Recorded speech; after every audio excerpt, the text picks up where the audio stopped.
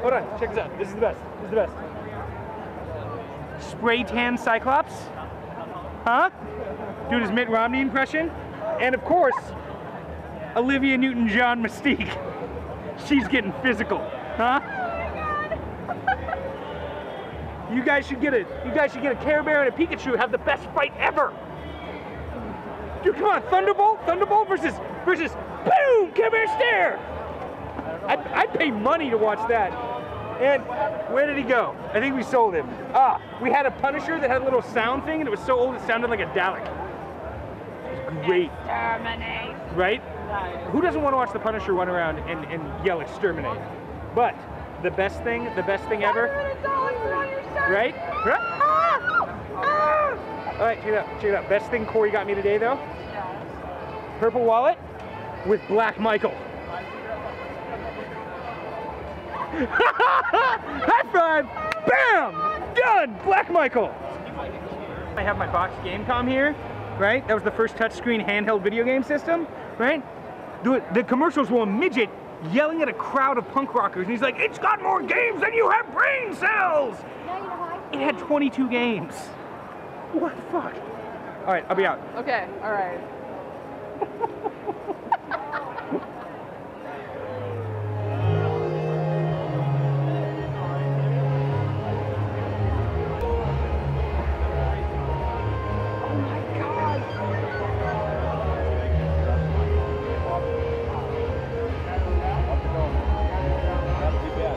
No, I liked R2D2 when I was a little kid.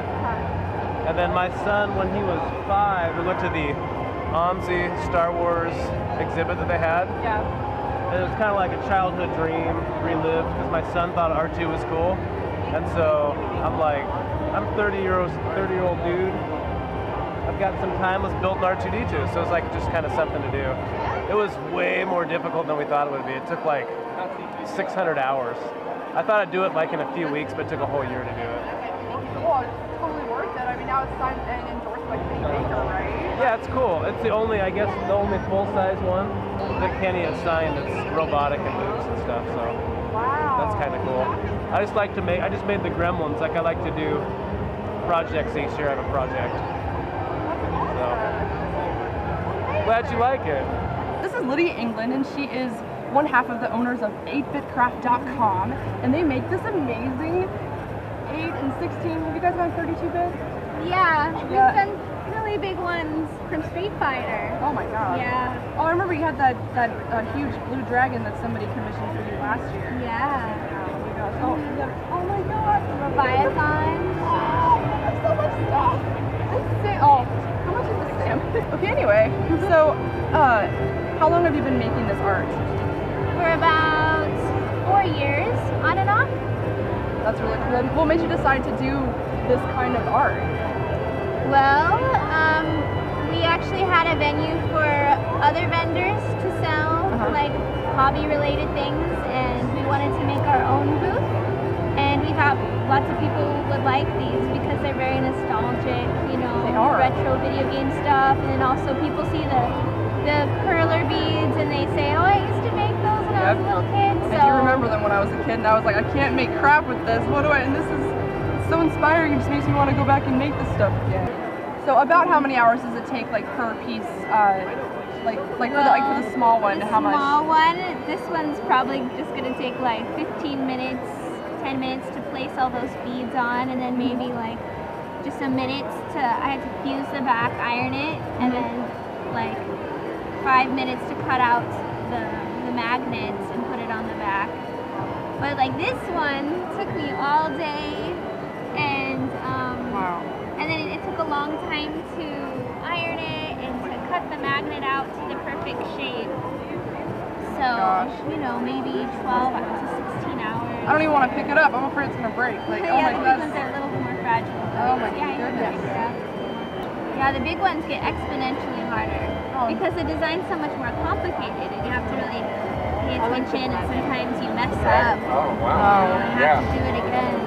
So it's Ridley. Holding a Metroid. Oh, okay. Oh, yeah, and the sprite that I was looking at, the computer image, you know, it looked like between purple and gray, so I chose to do it in gray. But then Josh came home and he's like, it's supposed to be purple.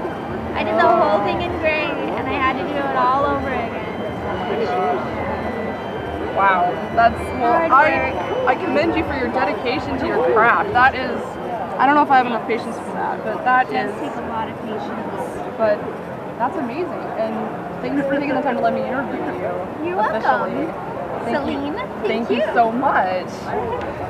I'm with Howard Phillips, who used to work for Nintendo of America and now is an ultimate game master. Mr. Phillips, what did you do for Nintendo of America?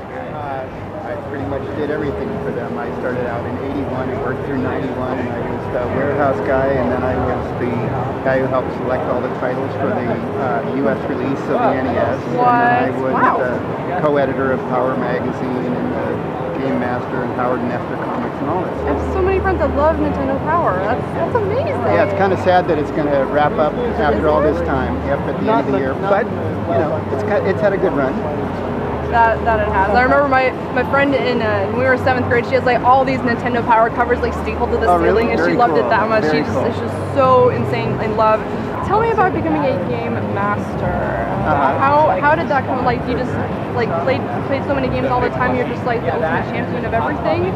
Like Maybe a little bit of that, but also luck and timing. I was in the right place. I was working in the warehouse, I was a shipping warehouse manager for Nintendo, so that means all of their products came across my desk and through the trucks that I brought in and out. And so I try everything and play everything, and I started giving feedback to Mr. Arakawa, and then that made it back to Miyamoto, and then kind of one thing led to another, and then I was working full-time just evaluating all the new games that were coming in and helping Nintendo Power write about them, and then producing games with Rare and some of the other second-party developers. what were like top 5 games that you over the time you worked in Nintendo, or even like since you've discovered like? Well, I started out in Donkey Kong was great, of course, because it had 4 boards. Most games back then just had one screen. I mean, that was it. Right. You were locked there. And Donkey Kong, you'd actually complete a screen and it'd go to the next one. It's hard to imagine now, but it was really cool when it's like 4 games in one. So Donkey Kong, Super Mario, of course, because it was so cool. Legend of Zelda, I love. That's my favorite all-time game. Metroid, because it was interesting, like there weren't a lot of space games back then, and Metroid was very cool for that. It had a great game mechanic. And then of course Tetris was very cool when that came out, just kind of for simple fun, classic gaming fun. So you said you're starting a Kickstarter? Yeah, I just launched a Kickstarter. I've got a new game, it's kind of classic retro style, but it works on mobile and iOS currently. It's called Game Master Howard's Know-It-All. Had to give it something to kind of differentiate it. So, But anyway, it's know-it-all, and it's a game that helps you become a know-it-all of anything you want. It works with content from the cloud, just downloads anything you want from the cloud, and it uses a novel method that helps you and train your brain. Kind of like when we played classic games, we got really good at different stuff like jumping or knowing where things were, but we never studied it, it just happened. Yeah. Well, this uses the same mechanic, but it does it in a particularly interesting way using neuroscience and etc. But it's a fun game because I like fun games, so I designed it to be really, kind of classic, simple, but addictive fun. And it helps you become a know-it-all of anything, whether you want to learn trivia, or whether you got some school thing that you want to do, or whether you just like to have fun. Awesome. Check it out. Yeah. It's the Kickstarter is just Game Master Howard's Know-It-All. All right. Oh my gosh, that's amazing. I will spread the word. Go, donate, Kickstarter, Game Master Howard's Know-It-All. Do it. Now. Now. Yes. Okay. Thank you Thanks so very much. much. Nice to meet you. Nice. So I'm with John Hancock, who is evidently the biggest retro video game collector in the Western Hemisphere. At least that's what I heard. Just a collector, just a guy, but like I said, I collect quite a bit. How many games do you have? 6,000 to 8,000. Just a collector, huh? Just collecting. Wow. How did you get started just collecting all of these retro games? Well, I was really into art selling as a kid, and I started with baseball cards and comic books, and it just moved to games. And so I used to go to flea markets as a young teenager and started collecting games that way. And it just kind of snowballed. I had Mike Etler's NES Rarity Guide, which is before the internet, and so I had that, and I think, I'm the only one doing this. I didn't know anybody else was doing this, and ran into some other collectors and went to several classic gaming expos, which is kind of where the ultra collectors meet. And definitely, it ended up being awesome, and just kind of snowballed from there. And I just was really driven to complete sets. I'm a complete set collector. Okay. So I don't go for prototypes. I don't go for like a lot of memorabilia, but like complete sets of U.S. collections. That's what I go for. Wow. So have you moved into collecting the Japanese versions as well? It's really difficult. The challenge is just finding it. I don't like buying stuff off eBay. 98% of my entire collection is found in the person, in the wild. So all the stuff, I rarely use eBay because anybody can click a button. You know, to find it in person, you know, I found a US Neo Geo box system here. US. Neo Geo System Gold. That's amazing. So have you played every single game that you own? No, of course not. Why not? I don't have time, and I think it calculated to be like 36 years. It'd be something to do, right? Yeah, but better way to spend your time. But collecting isn't about playing.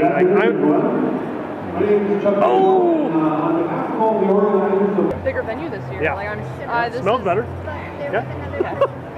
Doesn't no, it? I was so shocked when I came in because I was like, this feels like a con. Oh my god, this is so much bigger than the DoubleTree. Yes. But I mean, even at the DoubleTree, it was like people come here and trade retro games, and it's people showcasing even more than just retro games. It's amazing. Careless Gamers for Kids. Yes. What is that? So I stepped down as an official organizer from the Portland Retro Gaming Expo this last year to focus on my charity.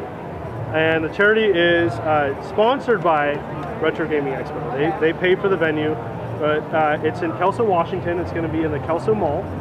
And we had about 500 attendees last year, and all proceeds go to charity. Wow. So it's just for fun.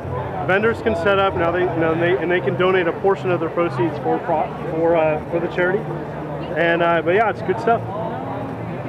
Yeah. How many years have you been? This will be the 4th year. Oh wow. Yeah. Yeah, we started with like 100 people, and now we have 500. So it's much smaller venue, but that's kind of what I'm going for. Like it's very intimate. You know, just 20, 30 vendors. So it's like a Retro Gaming Expo light. That's okay. And it's all for charity, and that's amazing. And it's only 100 calories. Yeah. There we go. Nice. What better way? Oh my gosh, that's amazing. Okay, well, thank you. Yeah, thank you so much. Thank you very much. Okay, I'm here with Chris Tremieux, and he is the creator of Road Warriors, a game that he created for the Atari platform, and that's amazing. Thank you. What made you want to create your own Atari game? Well, it was actually John who had me create the Atari game, but I've made other games in the past. And this was, John asked me to do an Atari game, and I thought, you know, it'll kind of be a new challenge. It's a new programming language that I didn't even know. So I decided to just go with it, and once it got deeper and deeper, it started getting more interesting, and went ahead and fortunately completed it right before the show. Wow. So about how many hours? Do I even want to know? Too many. So what is the programming language to do Atari? Like, considering it's such an old platform, like you'd think it would be incredibly simple, but I guess it's not from what you just said. There's 2 main ways to do it. Okay. How they used to do it was using assembler, and it's a very, very low level language, very difficult to program in for people like me who are used to newer languages. Okay. But there's a guy who has created something called Batari, which is basic for Atari, and you can program in basic language, which is far easier to read and program in, and that is what I did that one. Too many hours. So what's the premise of the game? The premise is similar to other movies that may have a similar name and took place in Australia, where it is a post-apocalyptic future, and the goal is to continuously get gas and shoot the enemies to keep your car running. You get the game cartridge, and I'm assuming this is the car featured in the game. It is. These have actually been custom painted and clear coated by a friend of ours. Wow. So they're not just cars that you buy off the shelf. No, it doesn't look like it. You can't quite get like a satin finish with cars you buy off the shelf. So it's got that. It's got a ball representing the fuel pod that you pick up in the game to refill your gas. That's the cartridge. We have the cartridge, of course. Bonus CD. What's on the bonus CD? That is a soundtrack CD with tracks inspired by the game. Myself, I did 3 tracks on it. We have a friend in Texas who helped us contribute a track. A couple guys in Portland contributed tracks, and another YouTuber, Metal Jesus Rocks, contributed one track to it. That's cool. I've always loved like game music, but like it's impossible to find the soundtracks. You're like, oh, the game's awesome, but there's no soundtrack. Right. Like that's awesome that you include that with this, and then Gotta have an air freshener. It's a car game, right? Of course. And Wasteland Journal to keep track of. It's a manual. Oh no. Oh okay. How about that? A lot of the homebrewers don't do a special edition, but since I'm from Working Designs, we love our special editions, and we decided, let's see how much stuff we can fit in this box. That's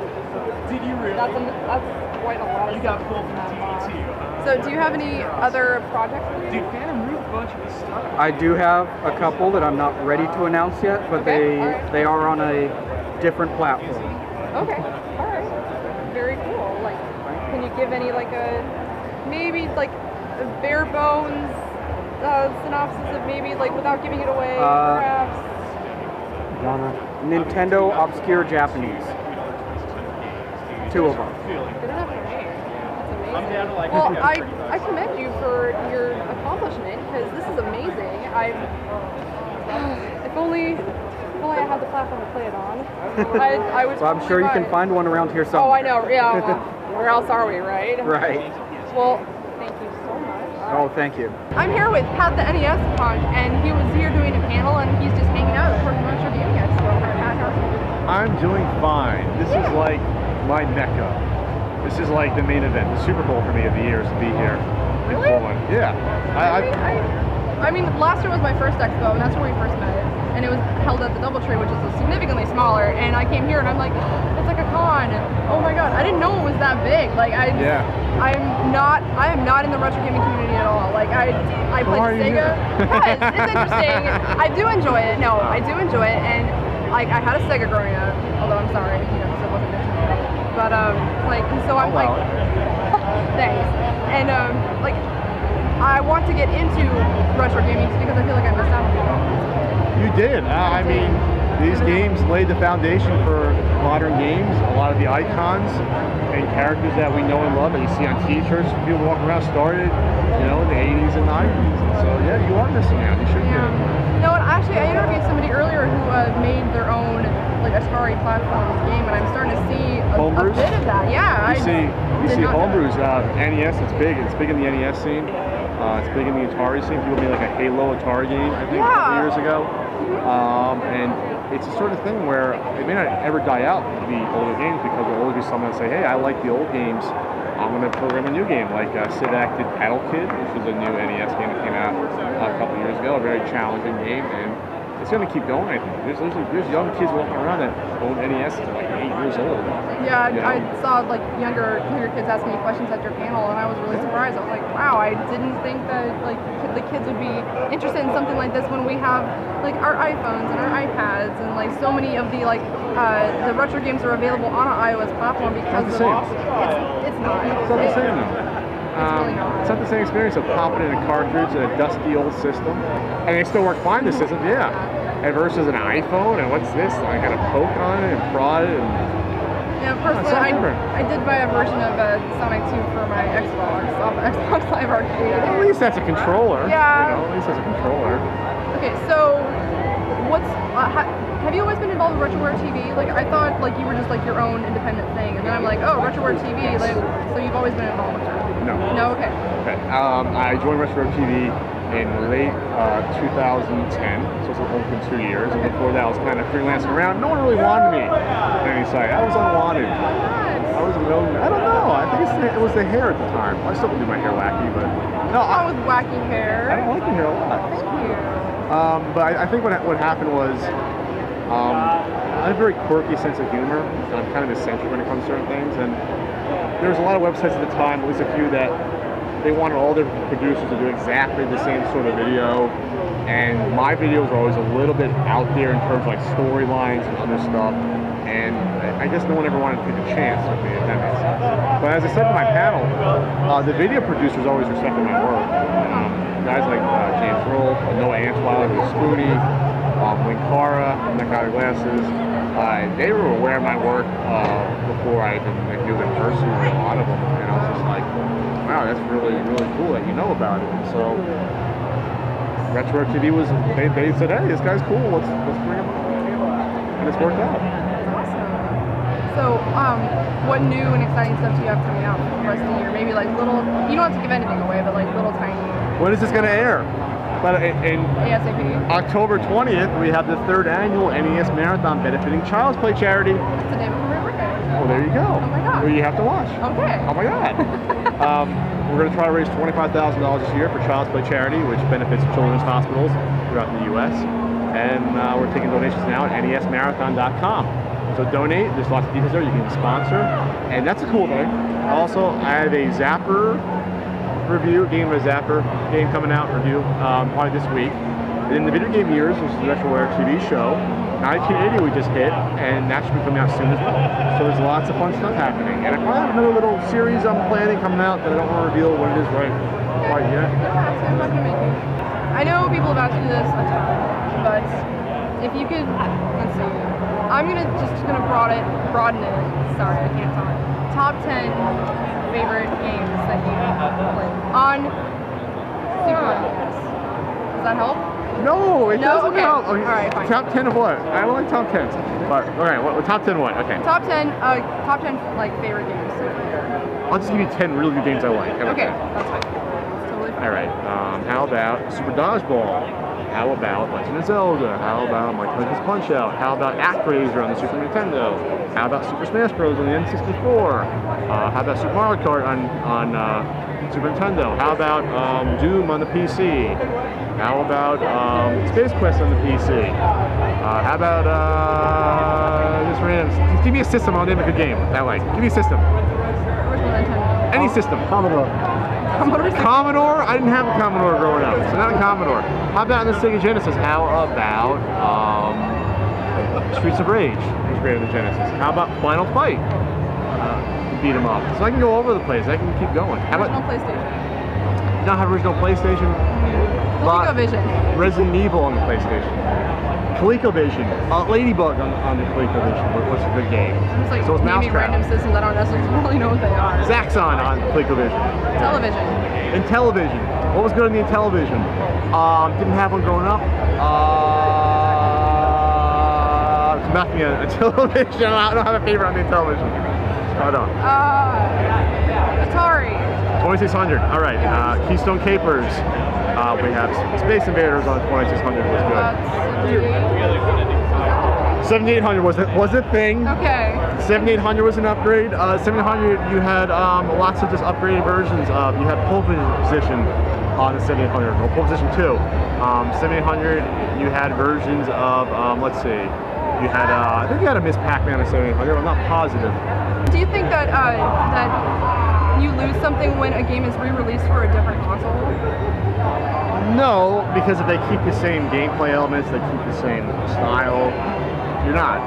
If you reimagine it, then yes. If you go from, you know, Pac-Man to say Pac-Mania, which they made like into sort of like 2.5D thing, it's not the same game.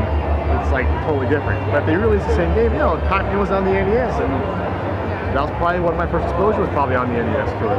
And a lot more than the arcade. I didn't have a 2600. I didn't have an Atari.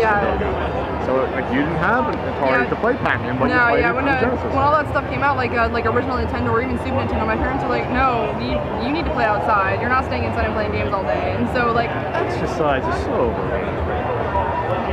I was fat and happy. I was just, it was fine. I was just made fun of every day. Well, that's all. Is there one game that you really want to find that you haven't found yet? I want to find Wild Guns for the Super Nintendo, but I'm not spending $140 on it. I want a box for a game called Chubby Cherub, which was an NES game where you're a little chubby little like angel, almost like a Cupid, and you go around shooting dogs and stuff. And the box is really hard to find. I haven't seen it here, so I want it. Have you been over to Lost Classics? It's over in the corner, and they have a lot of players. So that's probably everywhere. Yeah, I think I've seen most of the vendors. Probably not every. I look at every single game I've walked around already. Okay. I've already got my stash in. Okay. Well, stash that I'm just gonna throw in my room and collect dust for years. I'm a hoarder. So do you have like a whole like set of like, do you have like shelves built into the wall with all your games like lined up? Yes, I hit a button, they spin around from the bookshelf. Oh my god, that'd be so amazing. That would be awesome. Alright, thank you so much. This is Pat with Celine at the Portland Retro Gaming Expo 2012. We're going to sign off. Say bye!